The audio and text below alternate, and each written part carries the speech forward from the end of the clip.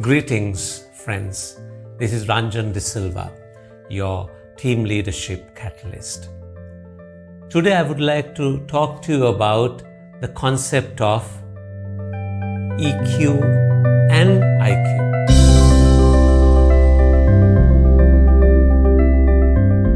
I'm sure lots of us learn about EQ or Emotional Quotient, connected to emotional intelligence. Sometimes we talk about IQ, the IQ test people do to find out your level of intellect and intelligence. But something which is missing out there is the combination of EQ and IQ. We have found that leaders, to be effective, need to have a good balance of EQ and IQ, or heart and head. Now, what is EQ? There's lots of literature out there about EQ, but simply EQ or emotional quotient is your level of emotional intelligence you have.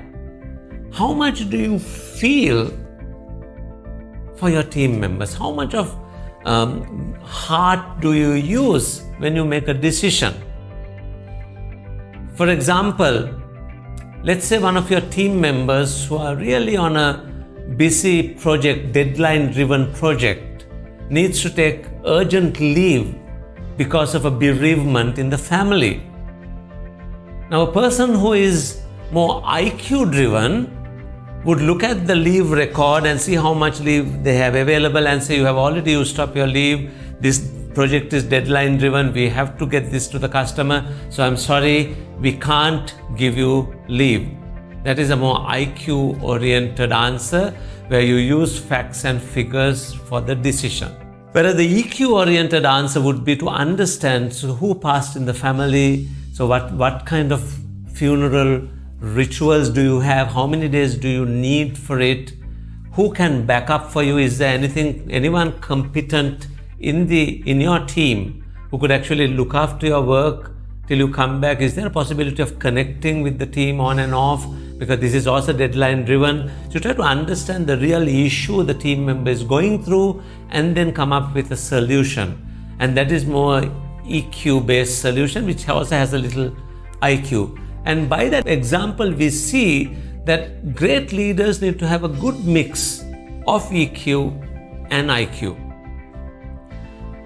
Lots of universities, professional institutes, associations measure IQ or use IQ to assess the quality of their people.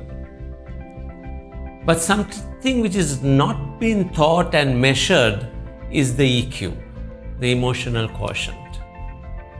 We sometimes expect people to have it.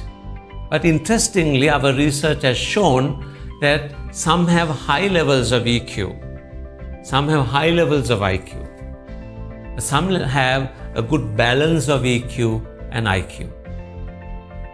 Sometimes we hire people to organizations looking at their CV, and the CV talks about all IQ related stuff. It talks about experience, it talks about qualifications, but very rarely would there be anything which talks about their EQ.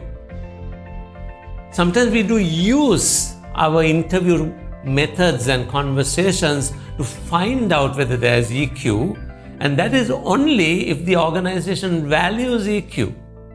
And sometimes we might give preference to IQ. We might take someone with a high level of qualification and experience as against someone who has an average level of qualification experience but high EQ, emotional quotient. But what if there was a tool to measure the level of IQ and EQ of your potential team members? What if there was a tool to measure the level of IQ and EQ of team members you're looking at promoting? Because we have seen that the higher you go up in the organization, you need to have more and more EQ. At the lower level, maybe more IQ might be needed. How do you find this out?